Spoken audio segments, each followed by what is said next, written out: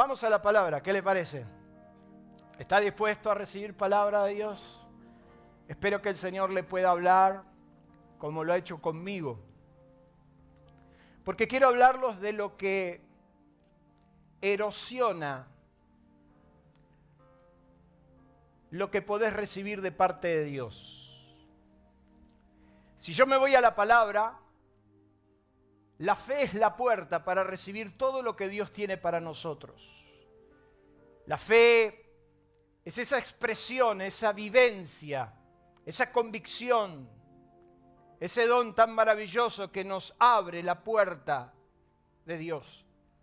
El apóstol San Juan dice que todo lo que recibimos, lo recibimos por ese poder sobrenatural llamado fe. Pero hay algo que lo erosiona, hay algo que la extermina, hay algo que la persigue, hay algo que todos nosotros somos víctimas y que es el depredador serial de nuestra fe. Es por eso que en esta noche yo quiero hablarte sobre ¿qué dice ahí? Duda. Ese es tu depredador serial. Ese es el que aborta la fe. Eso es lo que te lleva a desconfiar aún de aquellas cosas que estás seguro recibir. Cuando usted busca el depredador natural de la fe, sin lugar a dudas, está la duda. Y a mí me gustaría que usted sea sincero conmigo, porque hoy ya voy a hablarle de lo que también me pasa a mí. ¿Cuántos sufren la duda? Levante su mano. En una de las escrituras más trascendentales de la literatura, hay una frase que a mí me gustaría empezar este mensaje, una frase que ha hecho memorial allá por el 1600 a William Shakespeare. Ser o no ser, esa es la cuestión. Me acuerdo que en el colegio, en el secundario, mi profesor de filosofía un día entró con una calavera en la mano para hablarme de esto. Ser o no ser, esa es la cuestión. Es la primera línea de un soliloquio de la obra de William Shakespeare, escrita precisamente en el 1603. En el acto tercero, escena primera, considerada y usada como la síntesis de los procesos mentales, mire lo que dice ahí, de indecisión y duda. Y es consecuencia del conflicto interior que atraviesa el personaje de la obra ante la fatalidad de los hechos. Hamlet, el príncipe de Dinamarca, la obra escrita para él. Y entonces este filósofo empezaba su presentación en esta duda infinita, en esta crisis interior de que todo ser humano tiene, donde empieza a cuestionarse la existencia de sí misma. Y frente a las realidades que lo iban asombrando, entonces empieza a cuestionarlo todo. Y empieza de alguna manera a llenarse de duda y a entender que el ser humano atraviesa por esos valles. El valle de la duda. Donde parecemos ser, pero no somos. Donde de alguna manera lo que hoy sostenemos, mañana lo cuestionamos. Y donde nos cuesta a través del tiempo sostener lo que creemos. La duda. Dicen los que saben que la duda es la suspensión o indeterminación del ánimo entre dos juicios o dos decisiones, o bien acerca de un hecho o de una noticia. También dicen que es la vacilación. Mira lo que dice ahí. Es la vacilación del ánimo respecto a su creencia y a la certeza. Es cuando empieza dentro nuestro esa vacilación y esa separación entre lo que creemos y lo que no creemos. Y entonces empezamos a cuestionarnos. Y empezamos a transitar ese camino llamado duda, que dicen que es el corte voluntario y transitorio del juicio para dar espacio y tiempo al espíritu a fin de que coordine todas sus ideas y conocimiento. Cuando le empezamos a dar lugar a la duda es como que tenemos una interrupción en nuestras creencias. Es como que empezamos la dicotomía entre lo que decimos creer y lo que podemos vivir. Pero dicen también los que saben que la duda es la incertidumbre, la irresolución, la perplejidad, la vacilación, el dilema y la, ¿qué dice ahí? Sospecha. Es ese estado que nos toca vivir. Es ese estado de sospecha, donde será o no será. ¿Será que Dios lo va a hacer o no lo va a hacer? ¿Será que Dios va a actuar o no? Y aunque creemos, sin darnos cuenta, la duda empieza a llenar nuestro corazón. El apóstol Santiago, cuando habla de esto, hablando de la falta de sabiduría, dice que le pidamos a Dios, el cual nos da abundantemente. Pero dice Santiago, pero pida con fe, no dudando, ¿qué cosa? No dudando nada. Porque el que duda es semejante a la ola que es arrastrada de un lugar al otro. El hombre de doble ánimo es inconstante en todos sus caminos. Quien tal haga nunca recibirá nada del Señor. Y entonces nosotros nos subimos a ese atril y decimos, no dude y Dios lo va a hacer. Y a veces nosotros cargamos sobre nuestros hombros la pesada carga de decir, no dudo nada. Pero díganme la verdad, ¿cuánto dura en ese estado? Porque todos, miren lo que dice ahí, todos hemos pasado por el triste camino de la duda. Todos. Generándonos en ocasiones verdaderos derrumbes interiores y en otros casos fortalezas increíbles que nos llevan a la libertad plena. La duda ha hecho en nosotros muchas veces derrumbarnos en nuestro ser interior, caernos en un abismo profundo, como también la duda nos ha llevado a libertades extraordinarias, porque de repente te pudiste reaccionar a tiempo y te levantaste en fe diciendo, pero yo sé que el Señor lo va a hacer. Pero la duda nos lleva a los extremos. Y yo quiero decirle, y quiero que me preste atención, que la duda, mire lo que dice ahí, la duda le cabe a los que creen. Y ese es el real peligro porque engendra incredulidad. Y esta es la única razón por la que Dios no puede hacer nada. Yo quiero decirle que todos los que somos capaces de creer, todos dudaremos. ¿Cuántos dicen amén? Porque siempre existe en nuestro ser interior la posibilidad. ¿Y si no pasa? Quiere decir que creer también me va a llevar a la duda. Y es ahí que cuando yo le abro la puerta a la duda empieza a gigantarse y cuando yo no la sé espantar a tiempo, esa duda nos lleva a la incredulidad. La duda no es de la incredulidad, la duda es para los que creen. Porque el que no cree, el que está incrédulo, no duda de nada. Él no cree. Entonces usted le puede decir, pero mira, Dios te puede bendecir, Dios te puede levantar, Dios puede cambiar tu vida. Pero como él no cree, él no duda. ¿Usted no conoce gente que no duda de su incredulidad? Él está convencido porque no cree en nada. Pero la duda se empieza a asomar a los que son capaces de creer. Entonces diga conmigo, cada vez que creo, tengo posibilidad de dudar. ¿Sí o no? Dígame si a usted le pasó o le estoy hablando en chino. Dios me dio una palabra, Dios me dio una promesa. Y yo la creo, pastor. Y yo soy capaz de creerlo. Pero después viene sigilosamente la duda dentro de nuestro corazón y empieza a decir, ¿será que eso es así?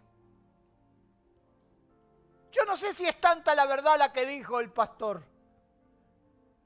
¿Será así?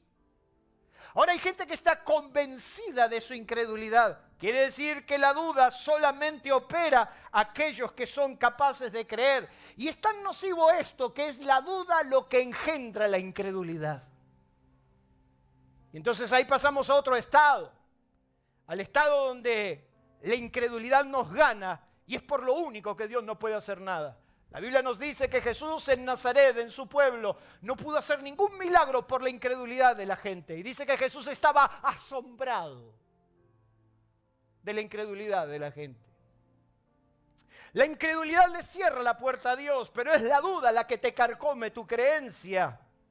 En el peor momento, bajo las peores circunstancias, nos encontramos frente a nuestro propio destino y somos llamados por Dios a tomar una decisión. Y aquí empiezo a predicar.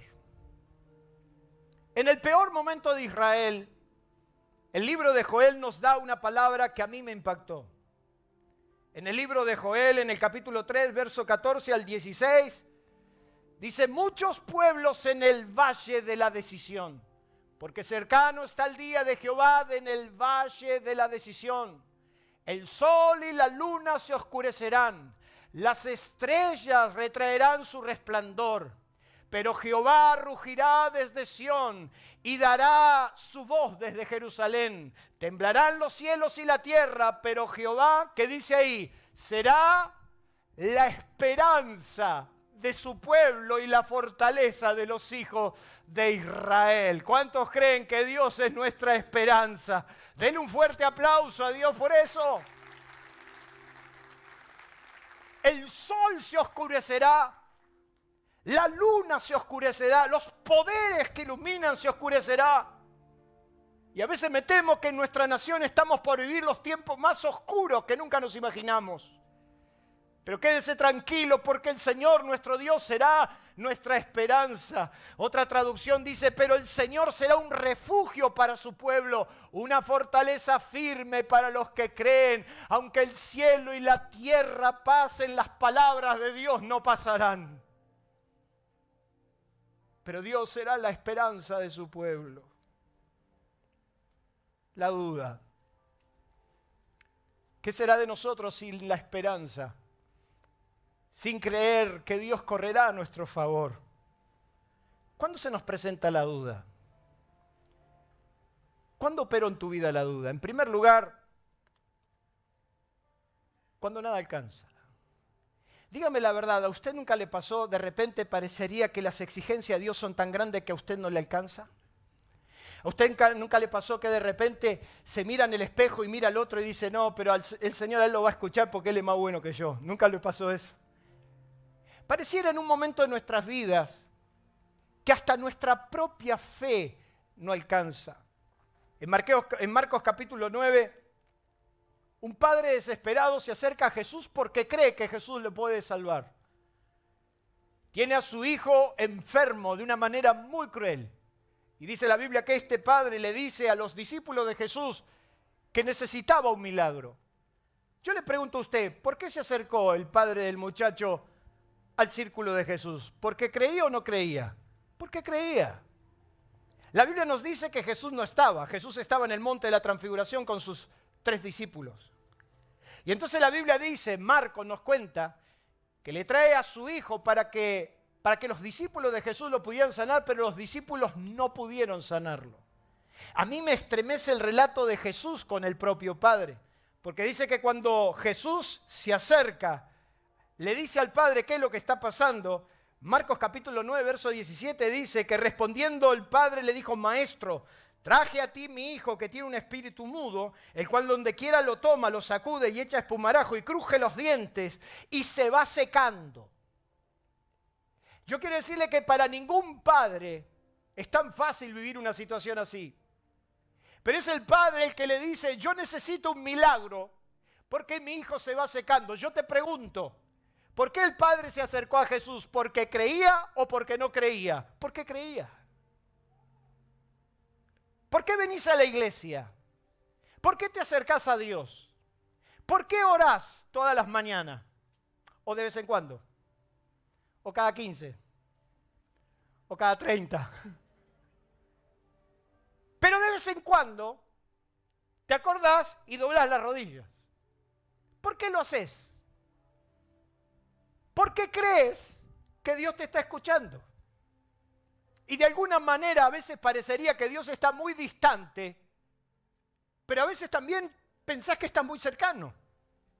Pero lo cierto es que cuando a la mañana te levantás y te arrodillás buscando a Dios o buscando el favor de Dios, o venís a la iglesia porque crees que Dios puede darte una respuesta, venís porque crees, pero ¿qué pasa? En la medida que va pasando la reunión, en la medida que van pasando los minutos, empieza a aflorarse dentro tuyo ese espíritu llamado duda. Me parece que hoy no va a pasar nada.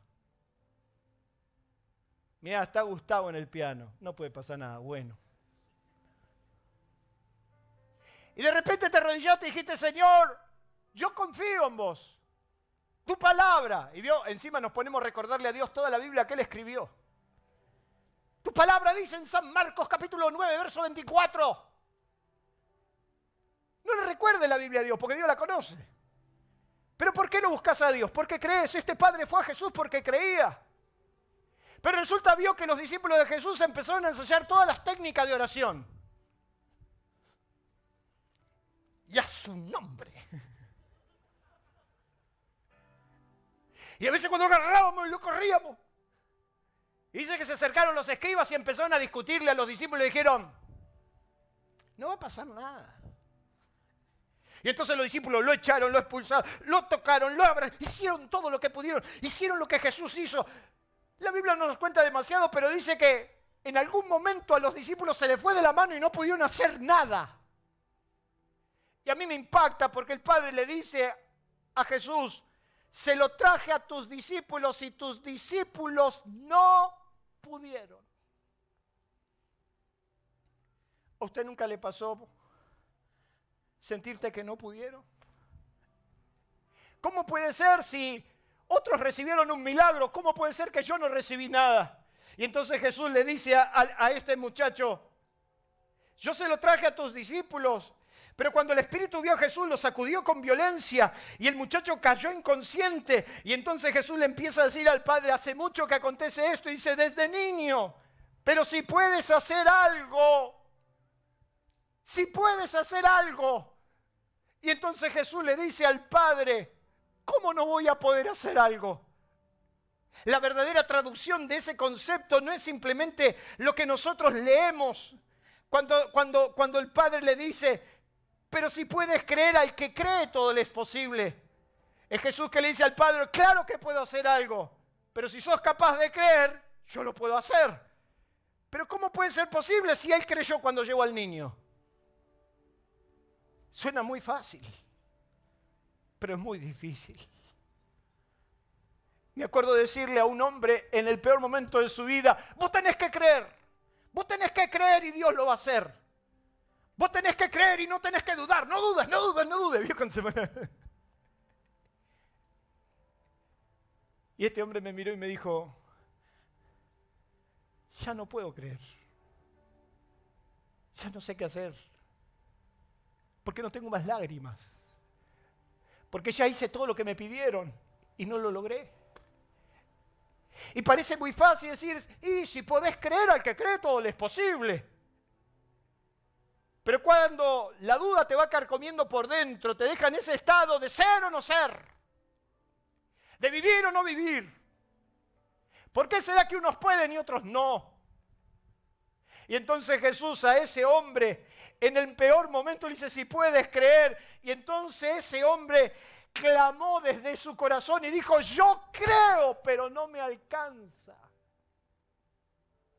Y hay momentos que creer no alcanza. Porque hay momentos que la duda te carcome por dentro.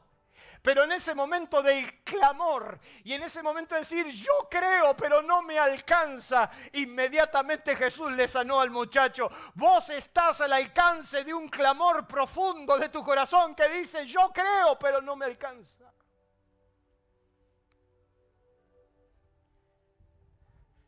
Cuando la duda viene sobre nosotros, nada nos alcanza. Parece que la vara nos queda muy alta. Y es entonces que la culpa se asocia con la duda y fuimos. Porque entonces la culpa empieza a trabajar con la duda y te dice, sos demasiado pecador, sos demasiado malo. ¿Sabes por qué Dios no te responde? Porque vos no hiciste las cosas bien. ¿A usted nunca le pasó eso? ¿Sabe por qué Dios no te responde? Porque por ahí Dios tiene otra cosa, pero entonces la culpa empieza a trabajar tan ligada a la duda que terminamos diciendo, el milagro no es para mí. Pero yo quiero decirte hoy, donde me estés escuchando, si me estás escuchando desde tu casa o a vos que estás acá sentado, hay veces que la vara nos queda muy alta, pero es el momento de entender que a pesar de la duda, Dios está al alcance de nuestro clamor. ¿Cuántos dicen amén? Denle un fuerte aplauso a Dios. No siempre se puede no dudar. Porque cuando creo puedo dudar. El tema es clamar a Dios para que eso no avance. ¿Cuándo la duda viene sobre nosotros? Cuando nosotros nos probamos a nosotros mismos. Hay momentos que yo necesito saber si lo que estoy creyendo lo voy a vivir. Hay momentos que yo tengo que vivir la experiencia de saber que lo que Dios dijo se va a hacer. Yo quiero que usted abra su Biblia todos los que trajeron Biblia, en Segunda de Reyes, capítulo 2. Segunda de Reyes, capítulo 2.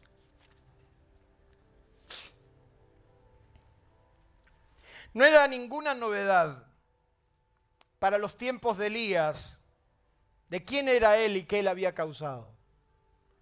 Nadie dudaba de que Elías era el profeta de fuego y del agua.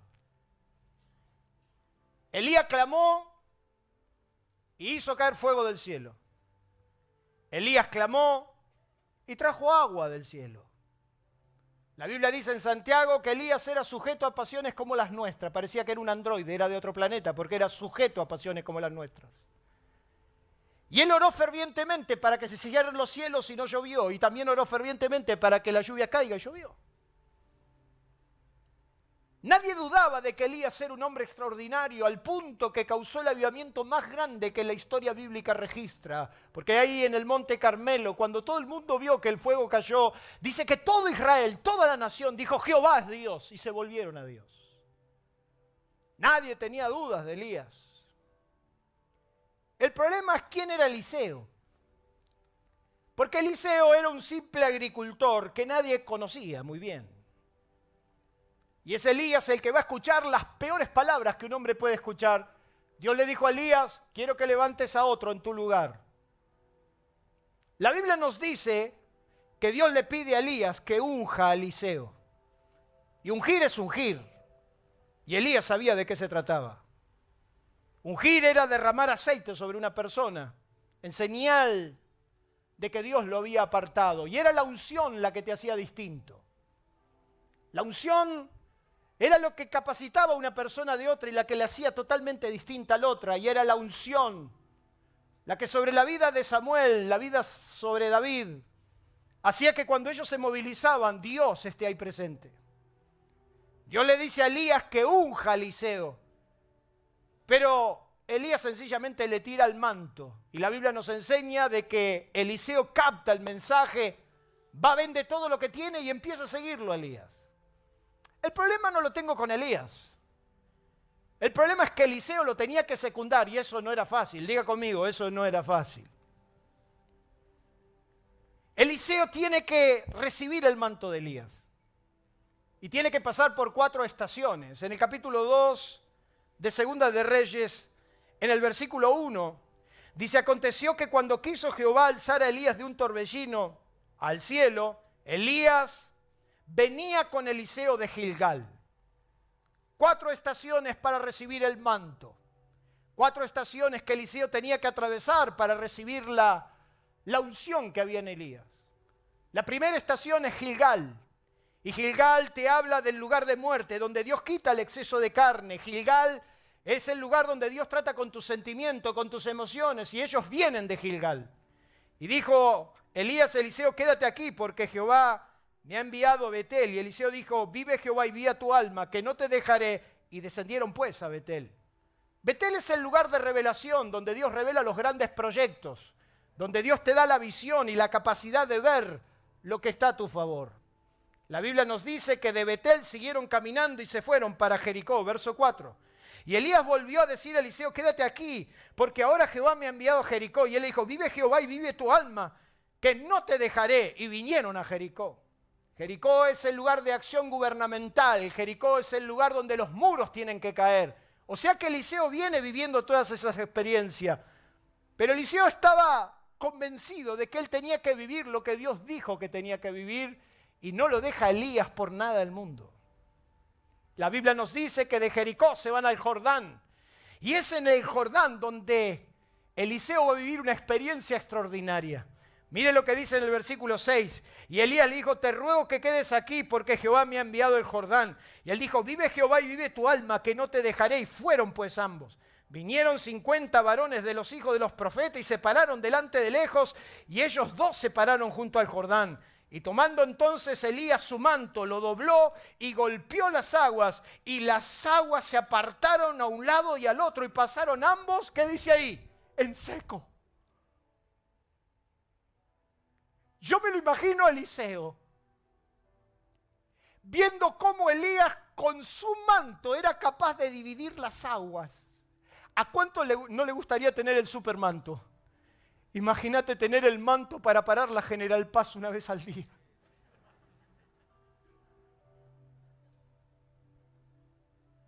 Imagínate lo que es estar en ese momento y Eliseo ve que Elías con el manto dobla el manto, golpea el Jordán y el Jordán se abre. Entonces cuando cruzan el Jordán, Elías le dice a Eliseo, pídeme lo que quieras. Y Eliseo la tenía clara, diga conmigo, Eliseo la tenía clara. Porque Eliseo dijo, yo quiero 2 veces lo que tenés vos. Básicamente es eso. Si vos tenés poder con el manto, yo quiero tener poder con el cinturón, con el manto, con la gorra. Yo quiero 2 veces lo que tenés vos. Cosa difícil has pedido, le dice Elías.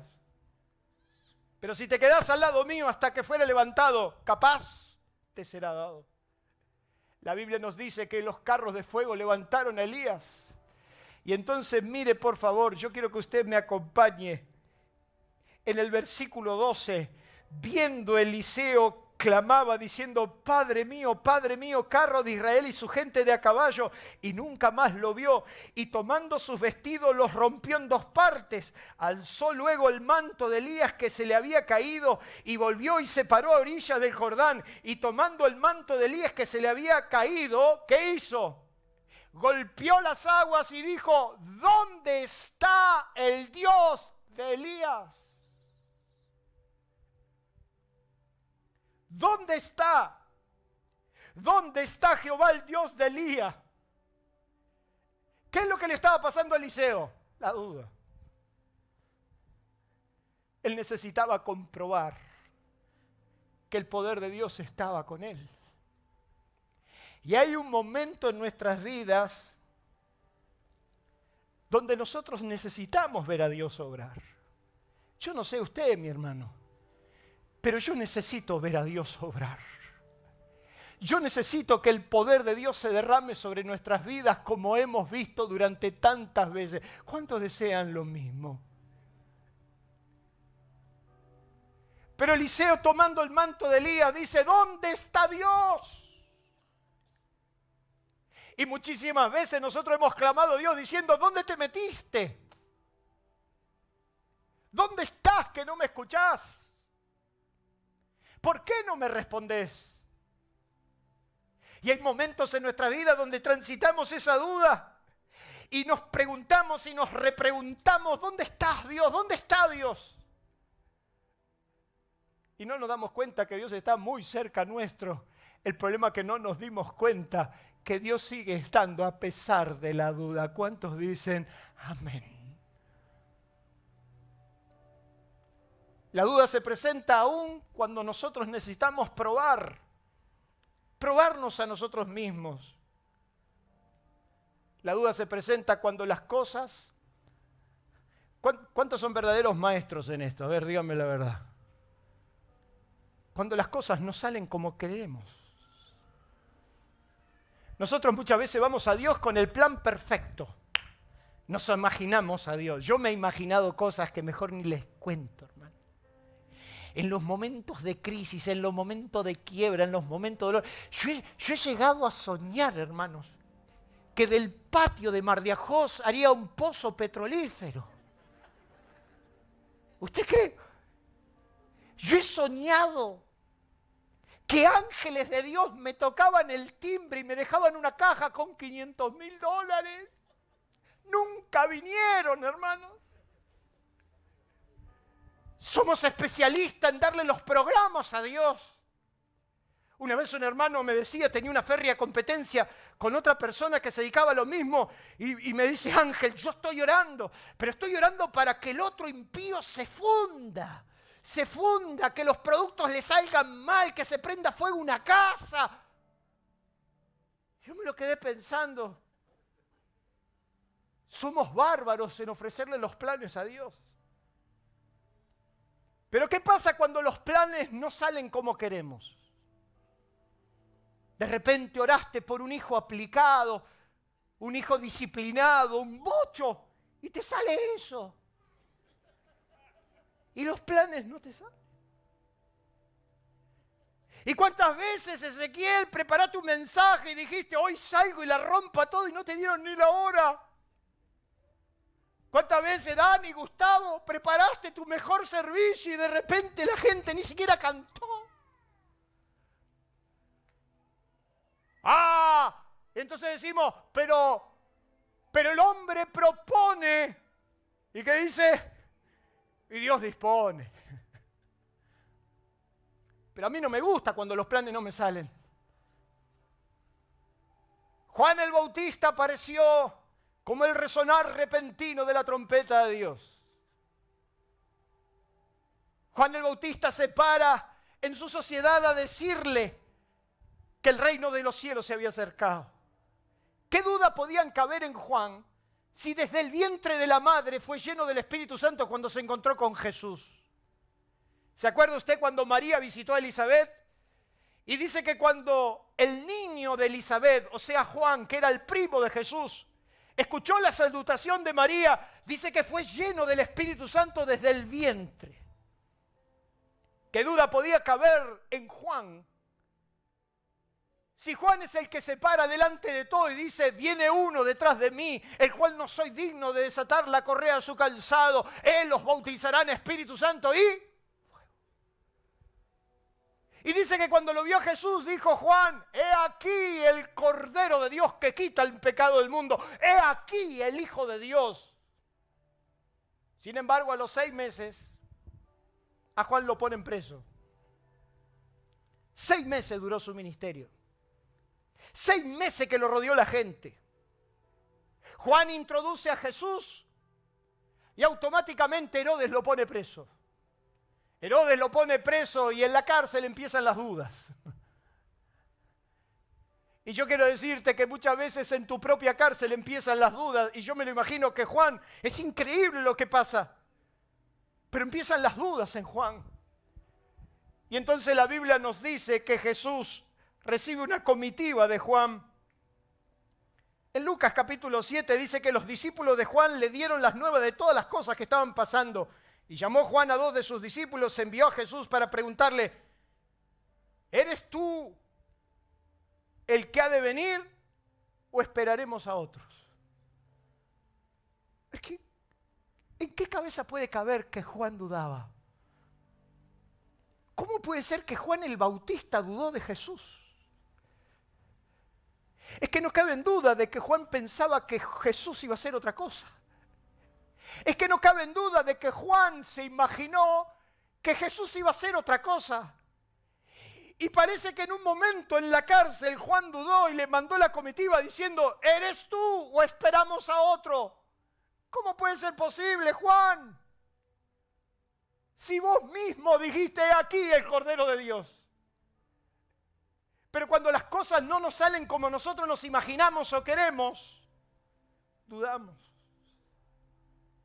Y como siempre le decimos a Dios cómo lo tiene que hacer, de la manera que lo tiene que hacer, No nos imaginamos que Dios sigue siendo soberano y que Él hace lo que Él quiere, como quiere, y lo único que nos toca a nosotros es aceptar la soberanía de Dios. ¿Cuántos dicen amén? La duda. La duda siempre aparecerá cuando las cosas nunca salgan como vos querés. Las dudas aparecen, hermanos, y nos van erosionando la fe. Y yo pensé que a esta altura la iglesia iba a estar de otra manera. Y yo pensé que mi ministerio iba a estar en otro lugar. Y yo pensé que Dios lo iba a hacer de esta o de otra manera. Y entonces te quiero dar una recomendación. No hagas más preguntas que no tienen respuesta. Y entregate en los brazos de Dios para que sea como Él quiere y no como vos querés. ¿Cuántos dicen amén? Lo que más nos cuesta a nosotros es aceptar la voluntad de nuestro Dios. La duda siempre va a aparecer cuando las olas son muy altas. Porque es fácil creerle a Dios cuando todo está bien. Hay mensajes que con mucho gusto predicaría en países donde las cosas funcionan de otra manera. Hay lugares y atriles donde uno puede enseñar muchas cosas muy lindas. Pero yo te quiero ver en Argentina o en La Matanza predicando lo mismo. Hay momentos donde las olas son muy altas. Y dice la Biblia que Jesús, caminando hacia los discípulos sobre el mar, fue Pedro quien lo vio y dijo, si eres tú, manda que yo baje también y camine como vos. Sencillamente Jesús le dijo, ven. Y dice la Biblia que Pedro se bajó del barco y empezó a caminar sobre las aguas. ¿Qué hizo Pedro? Caminó sobre las circunstancias. El problema era la tempestad y Pedro caminó sobre la tempestad. Pero dice que Pedro empezó a ver que las olas eran muy, ¿qué cosa? Altas. Parece que la inflación no es el 50, no, creo que va a ser como el 70. Y capaz que el año que viene va a ser como el 100. Qué lindo que dar buenas noticias. Y capaz que el dólar, no sé, pero no tiene techo, apenas está bajando para impulsarse. Y entonces diga conmigo, en Argentina las olas son muy altas. Y cuando las olas empiezan a ser altas, entonces ya no creemos como antes. Es cuando el gastroenterólogo me hizo un estudio y me dijo, gordo, lo que tenés ahí adentro es cáncer. Y eso hay que sacarlo. Y yo dije, Dios, a los 45 años, 44. Pero yo he visto a Dios obrar en un montón de cosas en mi vida, pero cuando me dijeron la palabra cáncer, las olas se pusieron altas. Y cuando las olas se ponen altas, la duda siempre va a estar. Y yo quiero decirte lo que cualquiera no te diría normalmente, pero te lo voy a decir. Cuando las olas se pongan altas, la duda siempre va a aparecer. Y entonces, ¿ser o no ser? Esa es la cuestión. Cuando Pedro clamó a Jesús y Jesús lo socorrió, ¿qué le dijo Jesús? ¿Por qué? ¿Qué cosa? Dudaste. ¿Qué le está diciendo Jesús a Pedro? El verdadero problema que te hundió fue que le diste lugar a la duda. La duda siempre está porque a los que creen la duda va a estar. El problema es qué haces con la duda. El problema es si sos capaz de seguir caminando pese a la duda. El problema es saber si yo, a pesar de que dudo, sigo por una convicción. El problema es por más que esté en la cárcel y yo no sepa cómo van a ser las cosas allá afuera, yo no puedo dudar del Hijo de Dios. Yo tengo que seguir convencido que Él sabe lo que está haciendo. Y hay momentos en nuestras vidas que lo único que tendremos que hacer es tirarnos en los brazos de Dios sabiendo que Él sabe. ¿Cuántos dicen amén? ¿Por qué dudaste? Y yo me imagino que Pedro puede decir, porque las olas son muy altas. Pero este es el mensaje que quiero dejarles hoy. La duda siempre se va a presentar aún, ¿qué dice ahí? Cuando morimos. Si usted piensa que morir a nuestro yo o rendirnos ante el pedido de Dios despeja las dudas, por lo contrario, las incrementa. Hay momentos que Dios nos pide algo y nosotros estamos dispuestos a obedecerlo y decimos, nosotros vamos a obedecer y entonces vamos a hacer lo que Dios nos pidió y entonces no van a haber más dudas. Las dudas se incrementan. ¿Por qué les quiero decir esto? Porque empezamos a pensar, ¿será que escuché bien? ¿Será que Dios me habló la pizza que me comí a la noche? ¿Nunca le pasó a usted que de repente obedeció a Dios, hizo algo que Dios le mandó y de golpe entró la duda? Jesús llegó a Getsemaní, llegó al lugar del dolor. Y la Biblia nos enseña que Jesús, en ese lugar, en ese estado, obedeciendo al Padre, dudó. ¿Leyó su Biblia alguna vez? Permítanme leérsela. Dice Mateo capítulo 26 que entonces llegó Jesús con ellos a un lugar que se llamaba Getsemaní, que significa prensa de aceite. Y dijo a sus discípulos, sentaos aquí entre tanto que yo voy allí y oro. Y tomando a Pedro y a los dos hijos de Zebedeo, comenzó a entristecerse y a angustiarse en gran manera. No puede ser. ¿Usted leyó bien su Biblia? Dice la Biblia que en reiteradas ocasiones Jesús dijo, mi vida no me la quitan, yo la pongo. Jesús en reiteradas ocasiones dijo, yo vengo a hacer la voluntad de mi Padre. Sin embargo, yo lo encuentro a Jesús entristecido y angustiado. Por si usted piensa que el único que se entristece y se angustia es usted. ¿Cuántas veces a usted se le hizo un nudo en la garganta? Dice que Jesús, tomando a los hijos de Zebedeo y a Pedro, no solamente empezó a entristecerse y a angustiarse, sino que entonces Jesús le dijo a sus discípulos, mi alma está muy triste hasta la muerte. Yo no me lo imagino a Jesús así. Si a mí me vendieron que hacer la voluntad de Dios trae perfecta paz. A mí me vendieron que obedecer a Dios me iba a traer absoluta certeza. No siempre fue así. Jesús estaba obedeciendo al Padre y se empezó a entristecer y a angustiar y le dice a sus discípulos, estoy muy triste. El mismo Jesús que le dijo a Pedro, ¿por qué dudaste? El mismo Jesús que cuando lo socorrió le dijo, ¿por qué dudaste? El mismo Jesús que con el poder de su palabra sanaba a los enfermos. Ahora lo veo a Jesús diciéndole a sus discípulos, mi alma está muy triste hasta la muerte.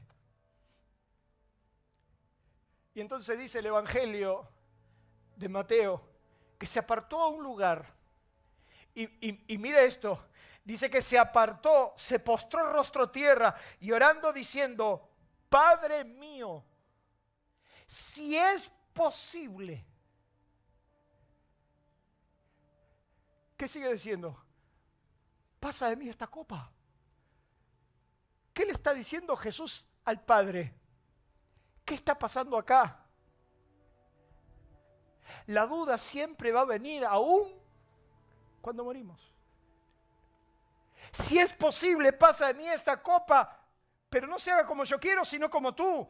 Y dice el Evangelio de Marcos que decía, Abba, Padre, papito querido, todas las cosas son posibles para ti.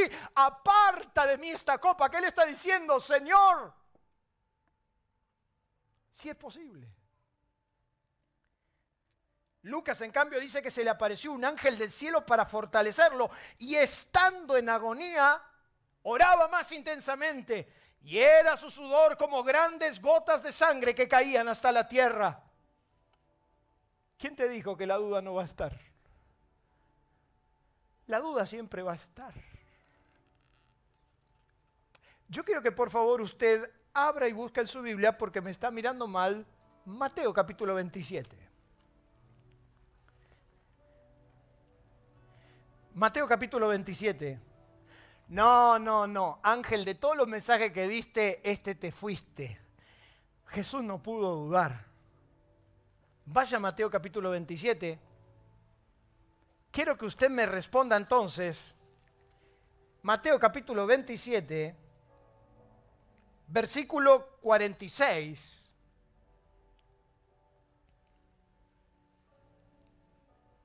Cerca de la hora novena. Jesús fue crucificado cerca de la hora sexta. Pero dice cerca de la hora novena, Jesús clamó a gran voz diciendo, Elí, Elí, lama sabactani. Esto es, Dios mío, ¿por qué? ¿Me lo puede decir? ¿Cómo puede ser posible que Jesús en la cruz se siente solo y duda que el Padre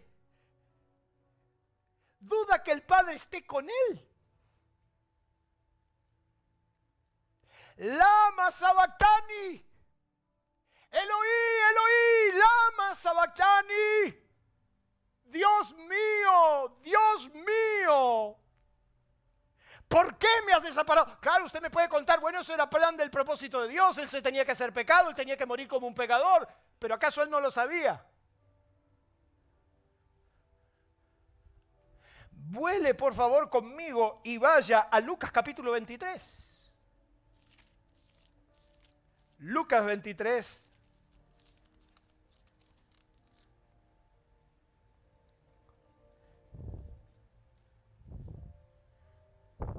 Verso 44, Lucas 23, 44, cuando era como la hora sexta, hubo tinieblas sobre la tierra hasta la hora novena. ¿Cuándo fue que exclamó Elí, Elí, lama sabactani, según Mateo? En la hora novena. O sea que acá Lucas está diciendo que después de Elí, Elí, lama sabactani, viene esto, porque es la misma hora, es la hora novena. Entonces, en el verso 44, cuando era como la hora sexta, hubo tinieblas sobre la tierra hasta la hora novena, y el sol se oscureció, y el velo del templo se rasgó por la mitad. Entonces Jesús clamó a gran voz y dijo, Padre, en tus manos encomiendo mi espíritu. Escúcheme bien. Yo lo he dicho varias veces esto y se quedaron mirando. Yo creo que Jesús muere por fe y resucita por fe. Porque cuando Él le dice, Padre mío, ¿por qué me has desamparado? En el momento más oscuro de su duda, llega a la conclusión de decirle, Señor, en tus manos encomiendo mi espíritu. Puedo dudar, pero en tus manos yo sé que voy a estar bien. Puedo dudar, pero yo sé que en tus manos vos me vas a guardar. Y puede ser que usted ha dudado y puede ser que usted dude y seguramente dudará. El problema es si duda. El problema es si usted no cree que Dios, a pesar de todo, Dios va a estar para socorrerlo, para levantarlo, para sanarlo, para liberarlo, para fortalecerlo. En tus manos yo encomiendo mi vida. Y entonces, habiendo dicho esto, expiró. Solo existe Un estado de absoluta libertad que no da lugar a la duda y es el conocimiento. Cuando creo, puedo dudar, pero cuando sé quién es quién, todo estará bien. Cuando yo sé quién es Dios y cuando yo sé que en sus manos estaré mejor, aunque dude, yo puedo decir lo que dijo Job. Job decía, yo sé que mi Redentor vive y al fin se levantará sobre el polvo y después de deshecha mi piel, en mi carne he de ver a Dios. Yo sé que veré a Dios.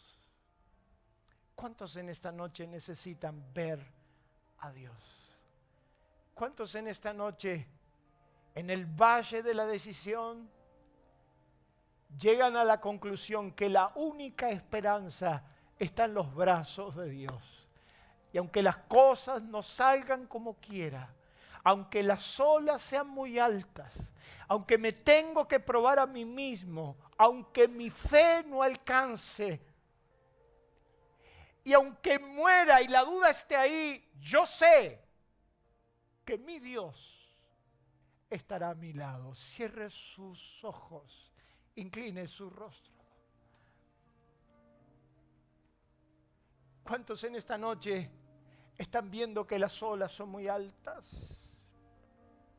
¿Cuántos están viendo que los planes no salen como quisimos? ¿Cuántos están viendo que a pesar de haber obedecido, la duda persiste? Pero puedo decir como Job, pero yo sé, yo conozco, tengo conocimientos, ya no solamente creo, yo sé que mi Redentor vive y aún en el peor momento de mi vida yo veré a Dios. ¿Cuántos en esta noche quieren ver a Dios? Levante su mano donde está. Yo quiero ver a Dios. Y si la duda está arrasando tus pensamientos, si la duda está barriendo tu fe, si la duda está erosionando la fe, hoy Dios te dice, no dudes. Yo estaré siempre, siempre estaré a tu lado. Tenga su mano levantada, quiero orar por usted. Me encantaría que usted pueda venir al altar para orar por usted, pero no lo podemos hacer. Yo quiero orar por usted ahí donde está. Levante su mano, porque yo sé que la duda siempre va a estar. Pero dale la mano a tu Dios, ahí agarrado de Dios. Yo sé que Dios estará ahí. Padre, bendigo cada mano que se ha levantado. Yo te pido, Señor, que arranque de nuestro corazón toda duda. Que nuestra fe pueda permanecer intacta, creyendo como el primer día. Pero si aún esa duda ahí está persistiendo, Señor, yo estaré firme creyendo en nuestro Dios. Gracias, Espíritu Santo, por esta palabra. Yo declaro buena tierra donde la he sembrado y yo declaro que esta semilla prospera y da fruto en la vida de mis hermanos. En el nombre maravilloso de Jesús decimos amén y amén. ¿Le puede dar un aplauso a Dios en esta noche?